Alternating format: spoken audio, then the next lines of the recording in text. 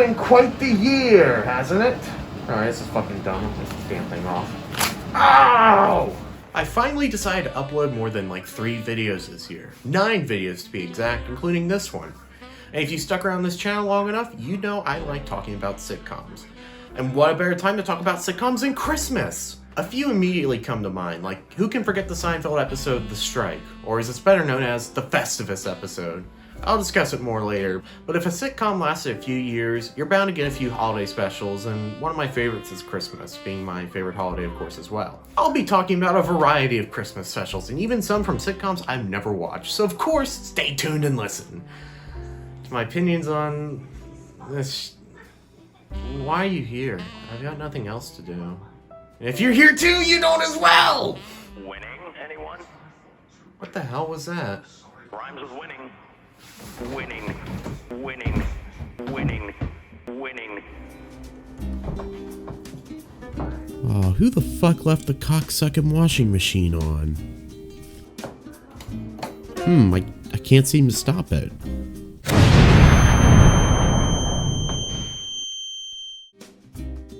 Who the fuck are you supposed to be?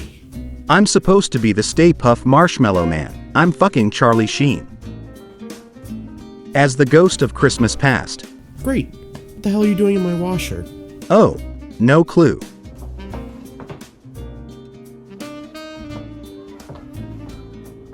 Okay, seriously. What the hell are you doing here? I'm supposed to follow you around, I guess? As you can tell, I got screwed to do this last minute. Normally I don't do it this close to Christmas. Okay, this is really bugging me. Why the hell do you sound so weird? Oh, it's some weird ghost delay and a mix of catching pneumonia from your washing machine? Let's start off with one of my favorite sitcoms of all time, Frasier. Frasier is littered with some fantastic and hilarious Christmas episodes. And then you have High Holidays. I'm as high as the Himalayas. Oh, hi, Niles! Funny you should say that! Yeah, it is! Since this is my Christmas special, and I don't give a fuck, I'm just gonna pick one of my favorites and one that is generally liked among fans. Merry Christmas, Mrs. Mousekewitz. Apologies for the fucked up voice here, I'm kinda sick, I've been kinda sick. The episode starts off with Frasier and his radio producer, Roz Doyle, doing some Christmas shopping. Frasier picks up a menorah for his son Frederick. That's a surprise tool that can help us later. And attempts to covertly purchase a sweater for Roz as she later splits up from Frasier. However, she returns with Frasier milliseconds away from shitting his pants. The employee returns and of course not wanting to spoil her gift, he attempts to play dumb. But by sheer fucking luck, another customer nearby claims it's for her and even helps out Frasier, recognizing him from the radio, by pretending to say it's for her daughter and asks Roz for her opinion. After being saved by this random old lady, she asks for a favor in return. Okay, Frasier, listen, you're usually down for just about fucking anything, but Granny's is a step too far. Back the fuck out if you can. Anything you could help me with? I'm looking for something for my daughter. Oh, what is it? A date with a nice unattached doctor. Whew. Hey! You said you had nothing else to do, right? I mean, I'm kind of busy here with this Christmas sitcom thing. Oh, come on. Live a little. Hey, let's take a trip. It's December 24th. Sue? Okay, so a figment of my imagination is about to make me take a trip somewhere. See, now you're getting it. Hey, since you like sitcoms, let's go somewhere like, Los Angeles. Nope. For one, absolute shithole of the planet. 2, I'm fucking poor.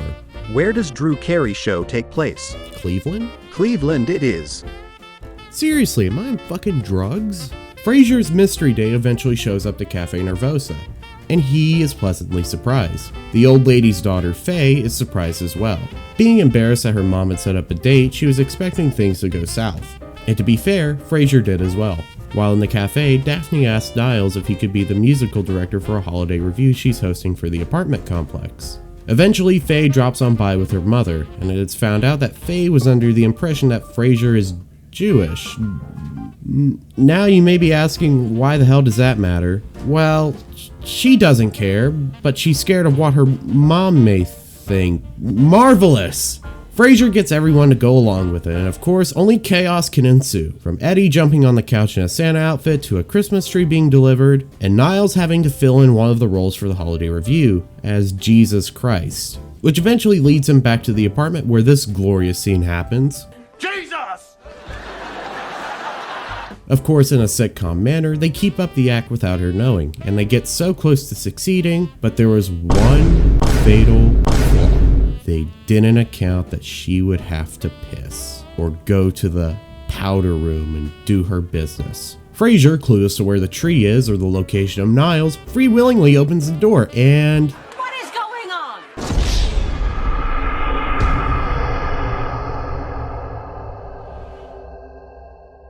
They then explain what was going on the whole time, which then leads into an argument between Faye and her mother, and eventually, Faye drops a bombshell. Sometimes I do hate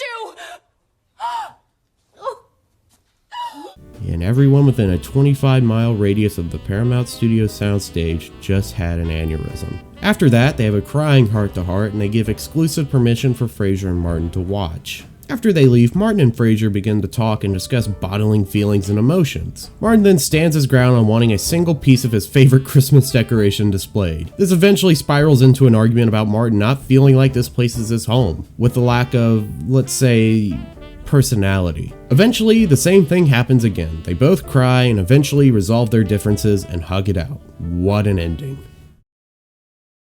So, what's in Cleveland? Besides the fun of watching a 7-Eleven get robbed. There's a lot of stuff to do. It's Christmas Eve. Shit, you have a point.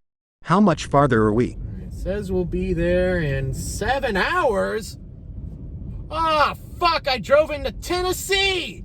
Son of a fucking whore! Damn it! Season 9, Episode 10. A notable episode in terms of not only Christmas specials, but in sitcoms as a whole. And the show I'm talking about is... Back to You. Second notable goes to Seinfeld. The 10th episode in Season 9, titled The Strike, more commonly known as the Festivus episode. Now hang on a second, some of you uncultured swine are sitting there scratching your heads and going, what the hell is Festivus?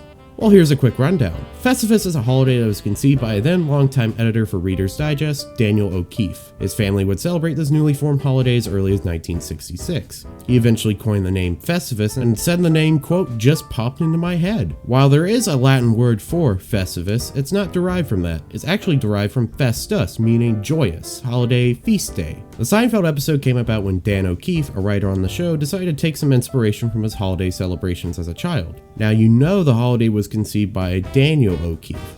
Dan, this Dan, was his son. Anyways, history lesson over. I hope you're proud to know I just spent almost every fucking penny I had on this suite. Hey, it's all worth it, I think. Uh-huh.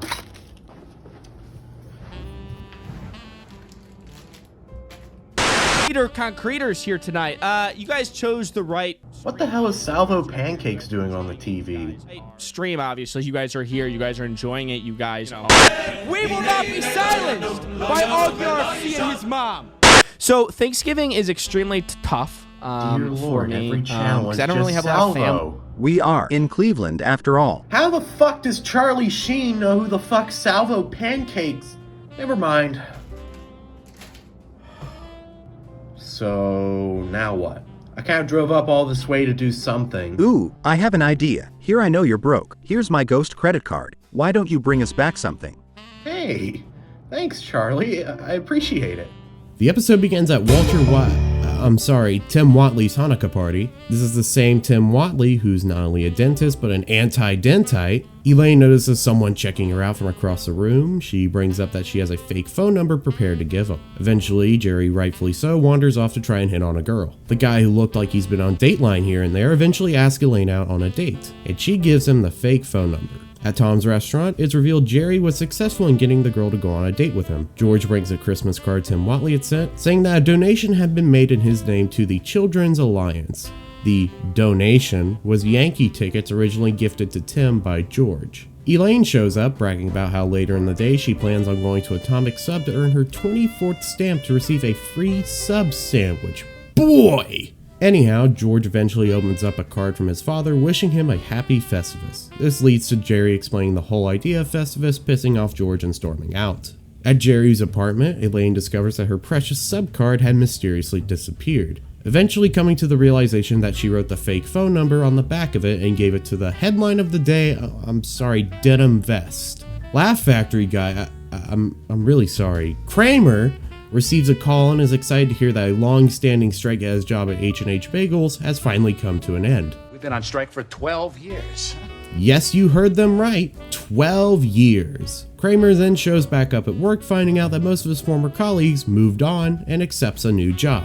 We then head to the horse racetrack, which is the place which Elaine had been jacking their phone number to give out to guys who hit on her and don't like. Eventually, she gets hit on again by the clerk behind the counter. He asks her to write down her phone number, and honestly, this dude's creepier than denim vest. So instead of using her actual phone number, she uses the number for H&H Bagels. Later, we see Jerry at a restaurant waiting for his date to show up, the girl from Tim's Hanukkah party. Once she does show up though, she is, ooh, you don't look the same as you did earlier, huh?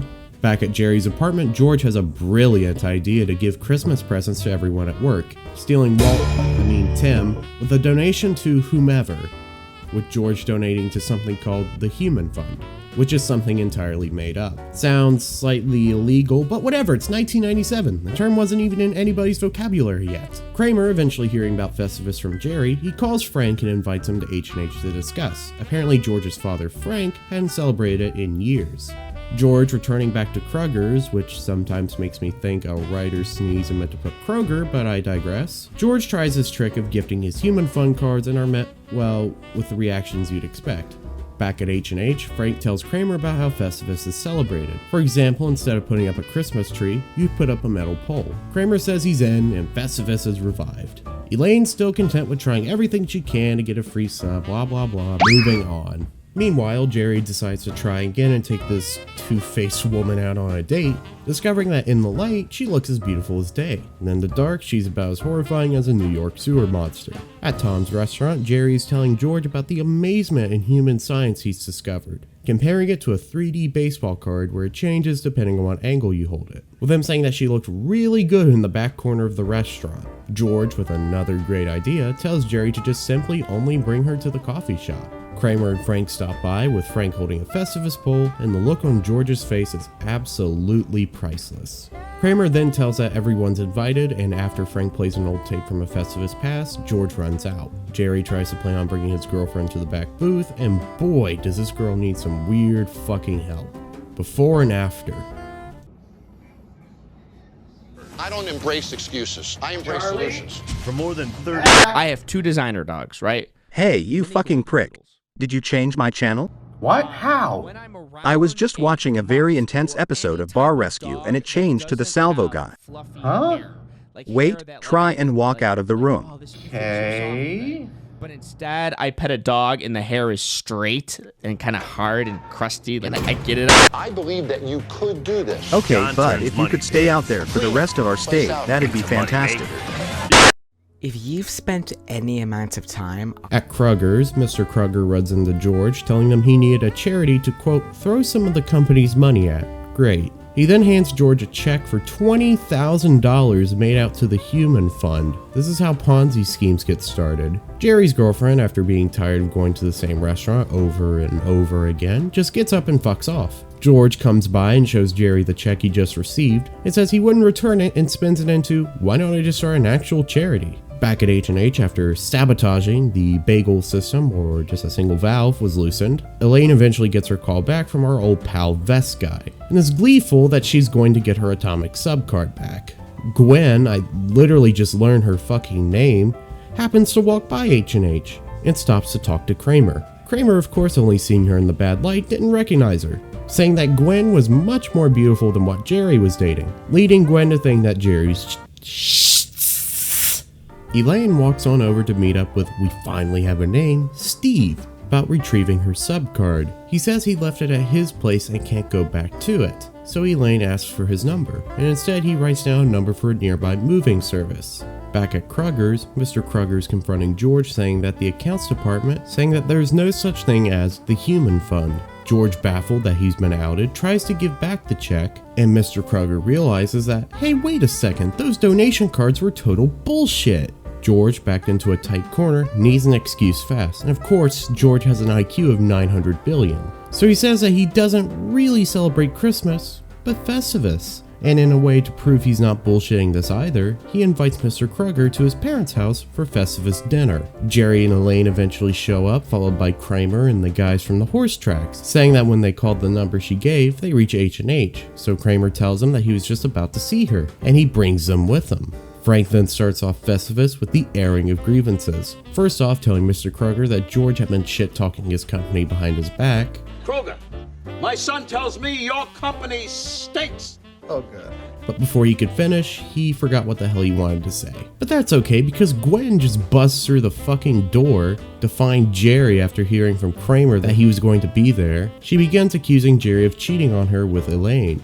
With no other evidence, she storms off. Jerry, most likely in an attempt to explain himself, tries to catch up to her before turning around after seeing her in the dark. Frank then announces that now it's time for the feats of strength, saying that the honor would be going to Kramer. But oh no, what are the odds? Kramer has to work a double shift at H&H that night. Whoa, no fucking way. George gets up and tries to stop him, and it's too late. Then Kruger says that George could do the feats of strength, and Frank thinks that's a brilliant idea. Stop crying and fight your father.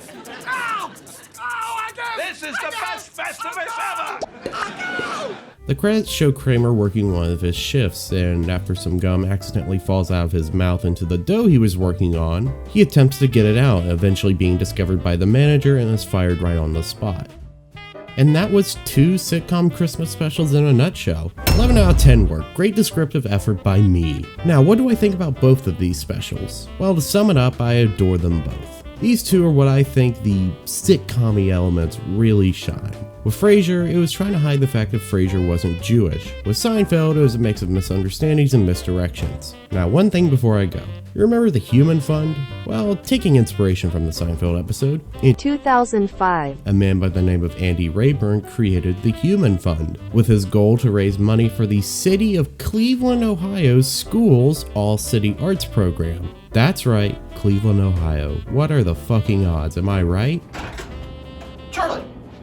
I just went down to the front desk and I was told a certain someone just tried to order Brazzers TV and $400 worth of food from the downstairs restaurant.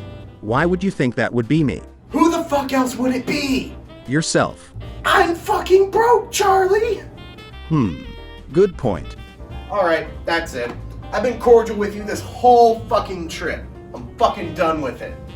Ordering porn from a hotel that looks like this, and having me hunt everywhere for a godforsaken Weezer Snuggie. That you never found and instead just used your MacBook to display what it looks like.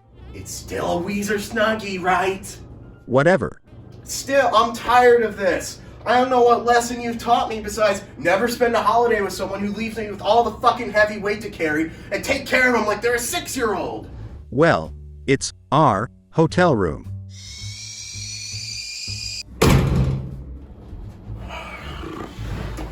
Jesus fucking Christ, I can't stand people. This has been the worst fucking Christmas ever. Fuck me, dude, I'm out of here. Hey, confusing. Seriously, have I been roofied since I've been here? No confusing. What you've experienced these last 2 days is merely a test, and I'm proud to say you've passed. Test? What test? It's a OL test we like to give to celebrities of Christmas past who can't find stable employment anywhere else. I'm just fucking with ya. We wanted to experiment with this annual idea of teaching people the true meaning of Christmas. I'm actually an elder. Yeah, you're 67. Haha, you're such a comedic prodigy. Wait. So this was all a test, so I find out the true meaning of Christmas? Well, yeah. I mean, the whole true meaning of Christmas thing has been interpreted hundreds of times, but only the ghosts of Christmas past know the true reason. That's fucking dumb! You're Kelsey Grammer! You're not a ghost! I may not be gone from this world, but my spirit. Oh, who am I kidding? You actually got roofied when you went downstairs to the restaurant. Jesus, I give a waitress $1 tip in quarters because I had no ones and I'm the fucking bad guy? What a crazy fucking world we live in. Okay, then how the hell have I learned the true meaning of Christmas by spending it with a hallucination of Charlie Sheen? Well, that sometimes you just gotta love people for who they are, if they truly mean that much to you. Love them as they present themselves, whether it be as a friend or as a romantic partner. And even though you put up with the annoyances Charlie gave you, you still did it for one reason or another, and we believe it was because in a way, you cared about him. Never really thought about it in that way before. But hang on, isn't like the whole meaning of Christmas like deep-rooted in Christianity and perceived as either celebrating Christ or enjoying ourselves, or it's a time of God showing us his great love for us? Do you really want to argue about this now? Right, let's try that again next year. Look at your watch. Your Big Lots order is ready for pickup. Nashville recliner. Wow. Thank you. It means a lot. You're welcome. Now I must go. Transformers needs me. Wait, what?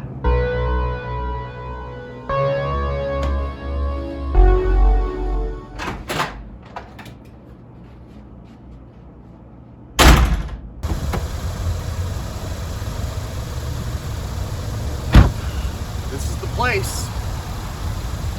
Wait. How the hell am I going to transport a recliner home in a fucking SUV? Oh my god! You gotta be kidding me. Goddamn fucking Kelsey Grammer. Didn't even think about it. Didn't even think about it. Did he at least threw in a fucking U-Haul?